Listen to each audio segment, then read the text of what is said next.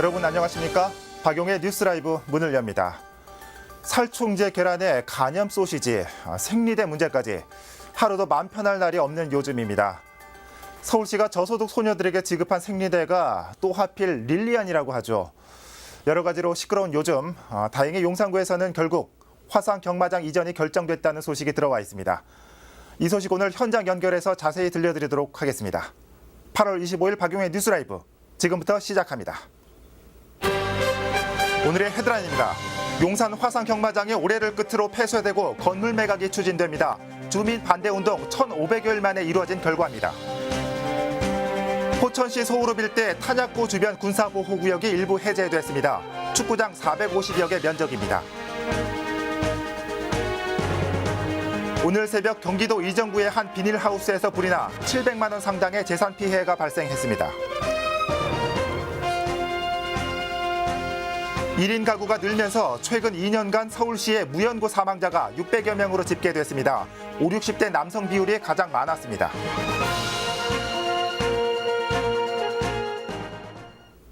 (2015년) 개장 전부터 주민과 갈등을 빚어왔던 용산 화상 경마장이 결국 폐쇄됩니다. 주민들의 도박장 반대 운동이 1,500일을 훌쩍 넘겨 이루어진 결정으로 오늘 27일, 이번 주 일요일이죠. 이 마사회가 폐쇄 합의안에 서명할 예정입니다. 신승훈 기자입니다. 마사회의 용산 막권 장애 발매소가 개장 2년 만에 폐쇄됩니다.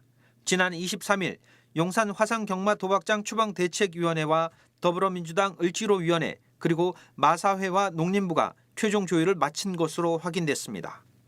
이에 따라 오는 27일 대책위 천막 앞에서는 협상 당사자들이 모두 참석하는 협약식이 열릴 예정입니다. 주민들, 인근의 학교, 학생들이 이렇게 투쟁해온 결과물입니다. 그래서 다행히도 이제 마사회가 공공기관으로서 그동안 주민 권익을 침해했던 것을 스스로 자인하고 이후에도 마사회가 공공기업으로서 주민을 권익을 위해서 일하는 그 공기업으로서 거듭나기를 바라고. 합의된 내용은 크게 세 가지입니다. 먼저 12월 31일까지 현재의 용산 막권 장애 발매소를 폐쇄할 것, 그리고 용산 마사회 건물의 매각을 추진할 것, 건물 매각이 이루어지지 않아도 막권 장애 발매소 재설치는 없다는 것을 공식 약속하는 것 등입니다.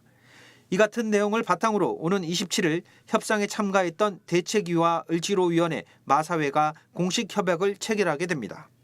이번 결정은 주민들의 도박장 반대 운동 1,575일, 천막 농성 1,310일 만에 거둔 성과입니다. 다만 마사회 측은 용산 화상 경마장의 대체 장소를 확보할 때까지는 기존 화상 경마장 설비를 그대로 보관할 예정인 것으로 알려지고 있습니다.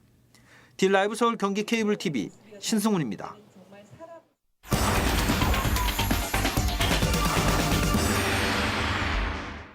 이처럼 폐쇄까지 쉽지 않을 것으로 예상됐던 용산 화상 경마장이 결국 폐쇄 수순을 밟게 됐습니다. 오랜 기간 도박장 추방을 요구해왔던 주민들의 반응도 궁금한데 현장에 나가 있는 취재기자 연결해 들어보도록 하겠습니다. 김동훈 기자. 네, 저는 지금 용산 화상 경마장 앞에 나와 있습니다. 네, 김 기자. 용산 화상 경마장이 그동안 숱한 과정을 거쳐왔죠. 먼저 이 폐쇄까지의 과정 간략히 정리 좀 해주시죠. 네, 용산 화상 경마장 갈등이 시작된 건 지난 2009년부터입니다. 한국마사회가 기존 용산역 인근에 있던 화상 경마장을 이곳 청파로에 위치한 건물로 이전하려고 결심했던 시점인데요. 예. 이후 2015년 5월 이를 반대하는 주민 대책위가 꾸려졌습니다. 네. 하지만 한국마사회는 2015년 5월 주민의 반대에도 불구하고 이곳에 입점하면서 운영을 시작했습니다. 예. 이때부터 주민들과 한국마사회 간의 갈등은 더욱 심해졌습니다. 예. 주민들은 그때부터 농성을 1,300여일 넘게 이어주고 있고 반대 운동도 1,500여일을 넘겨서 진행해 왔습니다. 결국 이전하느냐 마느냐 뜨거운 감자였던 용산 화상 경마장 갈등은 올 연말 폐쇄될 것으로 일단락될 것으로 보입니다. 예. 김 기자, 그렇다면 지금 현재 이 화상 경마장은 운영이 되고 있습니까? 네, 이 장외 막권 발매소죠. 금, 토, 일 이렇게 3일간 운영되고 있습니다. 예. 오늘 금요일인 현재도 운영이 되고 있는데요. 이 추방대책위원회와 더불어민주당 을지로위원회 그리고 농림식품부와 마사회가 조율한 내용에 따르면 올 연말 폐쇄한다는 것을 내용을 담고 있습니다. 예. 이에 따라 한국마사회도 이 용산 화상경마장을 올 연말까지는 운영할 것으로 보입니다. 예. 이렇게 오랜 기간 이 화상 경마장 추방의 목소리를 높여왔던 이 주민들의 반응도 궁금한데 이 현장에서 주민들의 얘기 좀 들을 수 있을까요? 네, 이 제 뒤로 농성장의 모습이 보이실 겁니다. 예. 뭐 도박장 아웃을 비롯해서 도박장 추방을 요구하는 많은 문구를 담고 있는데요. 그동안 도박장 추방을 외쳤던 주민들의 광장과도 같은 곳입니다. 결국 올 연말 이 폐쇄를 앞두고 있는데 주민들의 마음은 어떨까요? 추방대책위원회 대표 모시고 한번 말씀 들어보겠습니다. 네. 대표님 안녕하십니까? 안녕하세요. 네.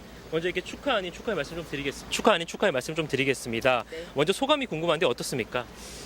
사실 실감이 잘 안 나고요. 막 축하 문자 주고 인사해 주시니까 그런가 보다 생각나면서 2013년부터 함께 해주셨던 분들이 너무 떠오르고 눈물겹고 그렇습니다.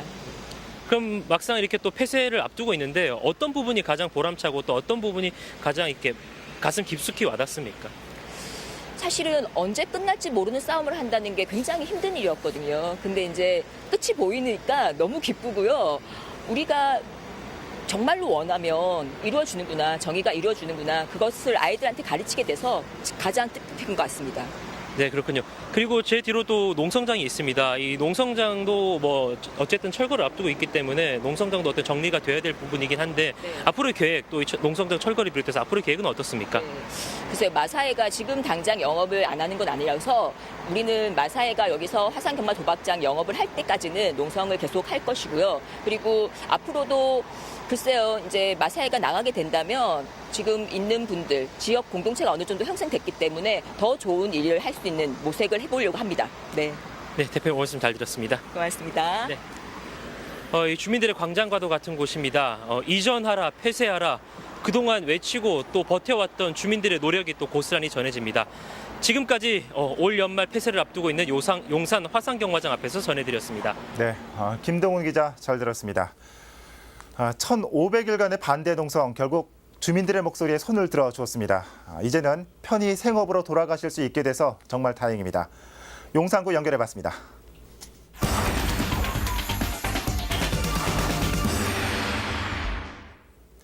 포천시의 중심지인 소흐릅 일대가 군사보호구역에서 대폭 해제됐습니다.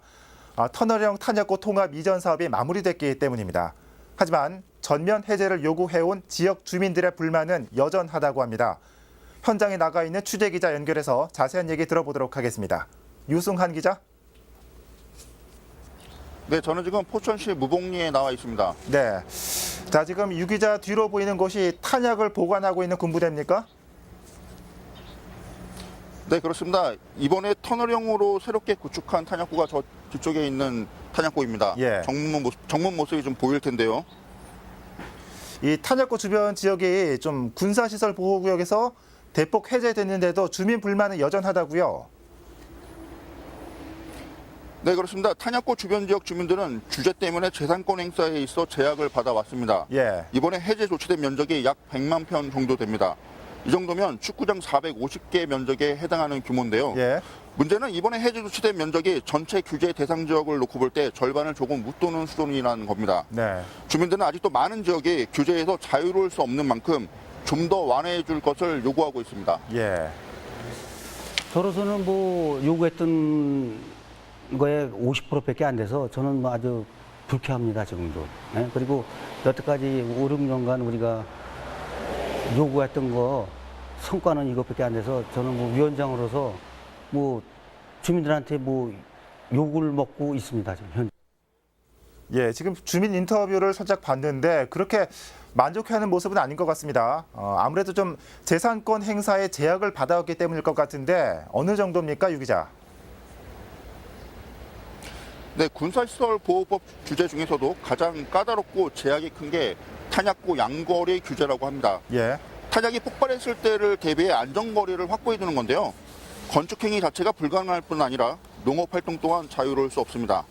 각종 시설물 설치, 토지 개간, 벌채 등을 하려면 국방부 장관이나 담당 부대장과 반드시 협의해야 합니다.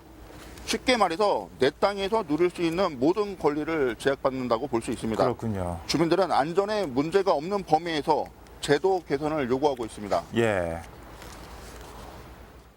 탄약고 양거리 해제되지 않는 지역, 그 지역에 대해서는 재산권을 행사할 수 있게끔, 하다못해 전답으로도 쓸 수 있게끔 벌목 허가 정도는 좀 해주고 지형 지물은 그대로 주고요. 그 탄약이 폭발했을 때 위험성이 있다라니까 그런 정도만 해주셔도 많은 도움이 될 것 같습니다. 예. 주민들의 요구를 계속해서 좀 들어봤는데 좀 상황이 이쯤 되면 아무래도 지역 정치권에서도 이 민원 해소를 위해서 적극적으로 나설 필요도 있어 보이는데 지금 포천 정가는 어떤 모습이죠? 네, 국회 국방위원장으로 활동하고 있는 김영우 의원이 이 지역 국회의원입니다. 네. 삼선 의원인 김영우 위원장은 초선 때부터 군사시설 주변 지역 지원을 위해 많은 노력을 기울여 왔다고 강조했는데요. 현실적으로 불합리한 부분은 전문가 용역을 통해 국방부에 건의하겠다는 입장이고 예. 군사시설 주변 지역에 대한 지원 법안을 만들어 국가 차원에서 도울 수 있는 근거를 마련하겠다는 각오입니다. 예. 잠시 김영우 위원장의 인터뷰 내용을 들어보겠습니다. 예. 포천에는 탄약고도 있고 사격장도 있고 또 미군 훈련장도 있고 막 그렇습니다. 군사시설이 다양해요. 그런데 모든 군사시설 주변 지역에 대해서 한 가구당 그 여태까지 받은 피해액을 산정한다는 게 쉽지 않습니다. 때문에 그 지역을 전체적으로 발전시킬 수 있는 그 지역 발전에 필요한 지원을 하는 게 맞겠다 싶어서 군사시설 주변 지역 지원에 대한 특별 법안을 지금 발의한 상태입니다. 유 기자, 이 지원 법안이 만들어진다고 해도 이 지원 범위나 규모에 따라서 주민들의 힘이 더 엇갈릴 것 같은데 자, 이 모두를 만족시킬 수 있는 방안이 쉽지는 않겠지만 어떤 대안이 있을까요? 네, 그동안 탄약고 인근 주민을 비롯해 군사시설로 인해 고통을 호소해온 분들을 취재를 통해 만나봤을 때 예. 공통적으로 한 이야기는 교통망 확충을 꼽았습니다. 철도망 구축이 대표적이라고 할 수 있는데요. 그동안 국가 안보를 위해 희생해온 만큼 국가 차원에서 인센티브를 제공해달라는 겁니다. 오랜 세월 요구했던 내용이기도 한데요.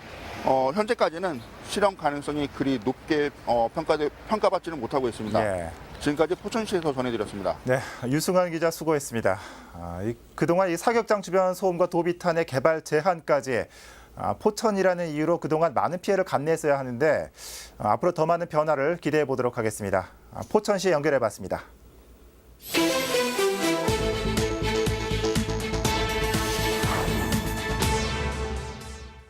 오늘 새벽 6시 30분쯤 경기도 의정부시 자일동의 한 비닐하우스에서 화재가 발생했습니다. 다친 사람은 없었지만 이 화재로 소방서 추산 약 700만 원 상당의 재산 피해가 났습니다. 경찰은 비닐하우스 내부에서 불길이 올라오고 가스통이 터지는 소리가 났다는 목격자의 진술에 따라 정확한 사고 원인을 조사하고 있습니다. 어제 새벽 6시쯤 강동구 강일동의 주거용 비닐하우스에서 화재가 발생했습니다. 주거용 비닐하우스의 주방 부분에서 시작된 이 화재는 비닐하우스 2동을 모두 태우고 진화됐습니다. 비닐하우스에 살고 있던 74살 유모 씨가 다친 곳 없이 구조됐고 소방서 추산 약 850만 원의 재산 피해가 발생했습니다. 지난 23일 오전 9시쯤 경기도 이천시 마장면의 한 게스트하우스에서 화재가 발생했습니다. 목격자 하모 씨에 따르면 회사 출근을 위해 나오던 중 세탁실에서 연기가 뿜어져 나왔고 문을 열어보니 불길이 올라오고 있었다고 밝혔습니다. 이 사고로 인명 피해는 없었지만 소방서 추산 약 600만 원의 재산 피해가 발생했습니다. 뉴스라이브 사건 사고였습니다. 네, 다음 소식 전해드리도록 하겠습니다. 1인 가구가 늘면서 서울에도 혼자 사는 사람들이 100만 명을 넘어가고 있다고 합니다. 물론 젊은 사람들이 대부분을 차지하고 있지만 그에 못지않게 홀로 사는 중년층도 늘고 있습니다. 이렇게 혼자 살면서 외롭게 생을 마감하는 사람도 늘고 있는데 먼저 박영찬 기자가 보도합니다. 제기 접시 위에 대추를 올리며 제사상을 준비하는 손길이 이어집니다. 추도 기도를 하는 목소리에선 망자에 대한 애잔함이 느껴집니다. 이 두 분이 새 육신으로 부활하여 주님 앞에 나아갈 것을 성자와 성령의 이름으로 아멘. 서울시에서 숨진 무연고 사망자들을 위한 장례 현장입니다. 이날 장례에는 무연고 사망자들의 장례 지원 활동을 펼치고 있는 단체 관계자들이 참석해 숨진 이들의 마지막 길을 추도하는 데 힘을 보탰습니다. 최근 2년간 서울시에서 사망한 무연고자는 600여 명. 하루에 1명꼴로 나 홀로 죽음을 맞는 사람들이 발생한 겁니다. 8월까지 서울시 무연고 사망자 지원 단체들이 진행한 화장 횟수는 200여 건으로 단체들은 올해 무연고 사망자 수가 지난해 수치를 뛰어넘을 것으로 예상하고 있습니다. 특히 50대와 60대 초반 사이에 홀로 사는 남성들의 사망이 늘고 있는 것으로 파악하고 있습니다. 매년 가파른 상승세를 보이고 있습니다. 50대에서 60대가 가장 많습니다. 주로 남성분들이 80% 이상을 차지하고 있고요. IMF 이후에 단절된 20년 동안에 각자 서지를 못하고 재기에 실패하면서 결국은 혼자서 죽음을 맞이하게 되는 홀로 일생을 살다가 삶의 마지막 순간까지도 혼자일 수밖에 없었던 사람들. 이들의 죽음이 더욱 쓸쓸하게 느껴지는 이유입니다. 딜라이브 서울 경기 케이블 TV 박영찬입니다. 이처럼 혼자 생을 마감하는 사람들이 늘면서 이들에 대한 사회적 관심과 제도 보완이 필요하다는 목소리가 곳곳에서 제기되고 있습니다. 강동구에서도 이들 계층을 위한 정책을 준비하고 있습니다. 이어서 박영천 기자가 보도합니다. 산 중턱 한가운데 덩그러니 놓여진 회색빛의 건물이 있습니다. 쓸쓸히 생을 마감한 사람들이 모여 있는 곳입니다. 서울시립 용미리 묘지에 있는 납골 땅입니다. 이곳에는 강동구에서 발생한 무연고자 유골을 비롯해 총 2,800여 개의 무연고자 유골이 안치되어 있습니다. 최근 5년간 강동구에서 발생한 무연고 사망자는 34명. 지난해에도 무연고 사망자가 8명이나 발생해 꾸준히 증가하고 있습니다. 특히 50대에서 60대 초반의 독거 남성들의 사망자가 집중됐습니다. 문제는 이들 연령 구간에 있는 사람들에 대한 지원책이 미비하다는 것. 법적으로 65살 이상을 노인 계층으로 구분하고 있다 보니 50대에서 60대 초반의 1인 가구 취약계층에는 뚜렷한 지원 방안이 부족한 상황입니다. 법정 노인 65세부터 또 어떤 노인 정책에 대해서 사회복지에 대한 시스템이 구축이 돼 있거든요. 지금 50세에서 64세는 우리가 좀 취약해요. 경제적인 능력이 없거나 가족으로부터 좀 더 분리돼 있는 이런 취약계층에 대해서도 사실 관심을 가져야 돼요. 고독사들이 사실 그들이 좀 증가되고 있는 추세이기 때문에 지자체장의 판단하에 그들에게 우선 그 지원책을 좀 강구해야 될 것이다 이렇게 볼 수가 있습니다. 강동구에서는 이런 움직임에 발맞춰 지원책을 마련하기 시작했습니다. 가정 해체와 사업 실패 등으로 경제적으로 힘든 중년 1인 가구가 늘고 있는 만큼 이들을 지원할 방안을 제도적으로 보장하자는 겁니다. 강동구에 8명이라 하는 1인 가구 고독사가 작년에 발생되었습니다. 제도적인 뒷받침이 전혀 되지 않은 상태에서 발견되고 일단은 그 사람이 파악만 됐을 뿐이지 정확한 실태 파악이 된 게 없어요. 사각지대에 있는 부분들을 정말로 뭔가 그 제도적으로 도와줄 수 있는 어떤 그런 장치가 마련이 돼야 되겠다 하는 것이 현재 강동구에는 4만여 명의 주민들이 홀로 살아가고 있는 상황. 강동구는 1인 가구 실태 조사를 진행하는 한편 올해 10월 중으로 혼자 사는 50대에서 60대 이상 취약계층을 위한 복지 정책을 수립할 계획입니다. 딜라이브 서울 경기 케이블 TV 박영찬입니다. 석유 비축기지로 운영되다 지난 2000년 폐쇄됐던 곳이 17년 만에 시민 문화 공간으로 재탄생했습니다. 첫 건설된 지 41년 만에 완전 개방된 문화 비축기지에서는 시민 중심의 새로운 문화 창조 실험이 이루어질 전망입니다. 신승훈 기자입니다. 과거 131만 배럴의 석유가 보관됐던 마포구 상암동 석유 비축기지. 14만 제곱미터의 광활한 부지는 지난 2000년에 폐쇄된 후 사람들의 관심 밖으로 밀려났습니다. 이곳을 문화 비축기지로 조성하기 시작한 것은 지난 2015년부터입니다. 그 후 2년 만에 버려졌던 석유 탱크가 새로운 전시 공간과 공연장으로 새 단장했습니다. 기존 석유 탱크의 외형을 살리면서도 내부는 문화 공간으로 탈바꿈한 것입니다. 문화에 어떤 향유할 수 있는, 문화를 비축할 수 있는 문화 비축기지로 만들어서 그것을 그 하드웨어적인 것도 그렇지만은 어떤 이 프로그램도 마찬가지로 좀 더 이 다양한 것을 실험할 수 있는 그런 장소가 되겠습니다. 1번에서 5번까지의 탱크는 각각 소규모 공연장과 상설 전시 공간, 야외 공연장, 체험 공간 등으로 꾸며졌습니다. 1, 2번 탱크의 철판과 외장재를 재활용해 커뮤니티 센터도 조성했습니다. 그리고 문화 비축기지 전 공간의 냉난방에는 지열을 활용한 신재생 에너지가 사용됩니다. 탱크라든가 이런 부분을 저희가 고스란히 유지하고 싶었던 마음들이 강했는데 이런 지별판 같은 게 막 설치가 되면 그것도 또 하나의 이제 환경적인 오염이라고 판단했습니다. 그래서 처음 시작부터 그런 부분들을 배제하고 지열에 이제 초점을 맞춰서 시민들과 문화 전문가들이 참여한 협치위원회 활동도 기대를 모으고 있습니다. 설계 단계에서부터 공간 활용 방법에 시민들의 의견을 반영했으며 문화 행사와 프로그램 선정에도 시민 참여를 기본 원칙으로 삼았습니다. 중앙광장에서는 당장 다음 달부터 예술인들의 마을 장터와 서커스 공연, 자전거 음악 축제, 푸드트럭 야시장 등이 열릴 예정입니다. 한 번도 우리는 이렇게 공터를 가져본 적 없습니다. 저는 이게 굉장히 중요하다고 보고요. 이 공터 안에서는 작업, 만드는 작업도 이루어지고 여기에는 서커스도 할 수 있고 또 연습도 할 수 있고 여러 제작과 공연과 이런 여러 가지 것들을 시도할 수 있는 거죠. 인접한 월드컵 공원이 과거 쓰레기 매립지에서 변모한 것처럼 버려진 산업화 시대의 유산을 시민들의 문화 공간으로 바꾼 문화 비축기지.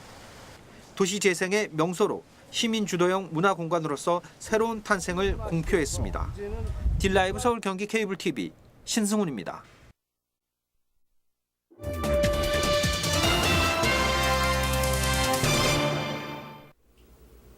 군사시설 보호구역이 전체 면적의 4분의 1이고 이 9개의 군부대 사격장이 있는 곳, 바로 포천시의 현 주소입니다.